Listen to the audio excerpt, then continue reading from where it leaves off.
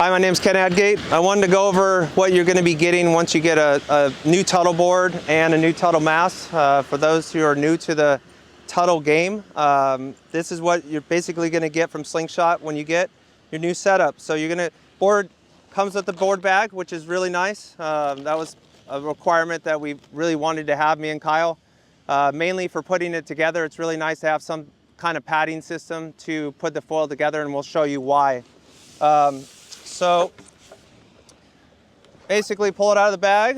You're gonna get a shim. You're gonna have to decide where you wanna put the shim. Either you put it in the front or the rear.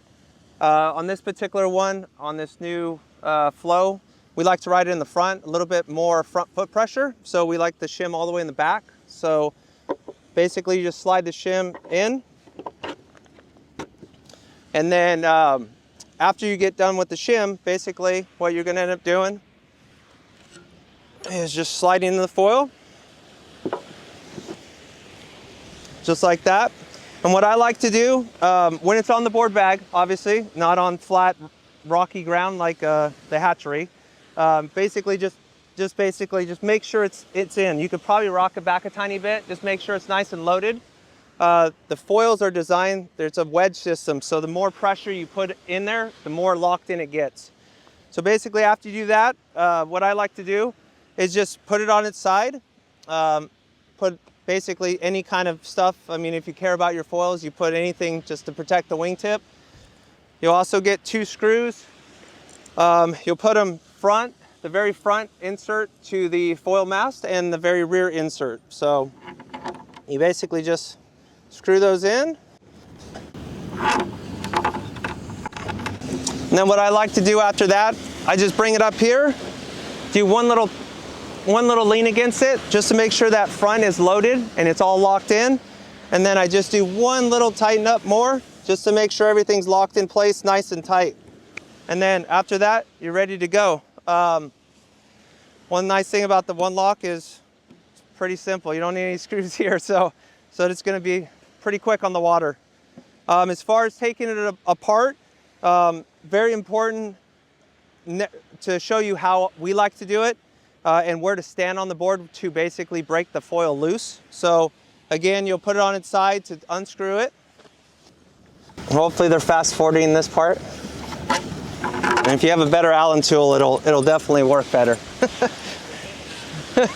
So after you get done riding it, there's gonna be a lot of pressure on that box and on that Tuttle, and it's gonna be really locked into that foil. So what I like to do is basically stand right in front of the box, because that's the strongest part of the board, and then just rock it back and forth, and it should just pull right out. Sometimes you have to basically give it a little more leverage, and then it'll like make a crack sound. That's just letting you know it release. So once it does that, just pull it out, pack it away.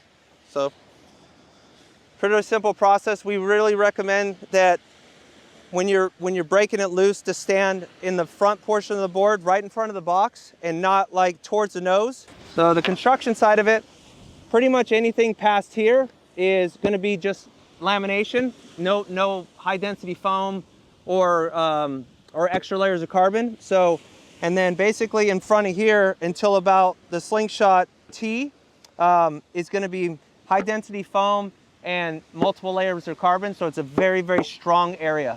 You probably run over a car in that area. It's very, very strong, because the way the load goes through the foil and the mast is it goes out like basically mini rainbows towards the middle of the board. So it's very important to have the structure in front of this box to support all of the pressure of what the foil creates to the board.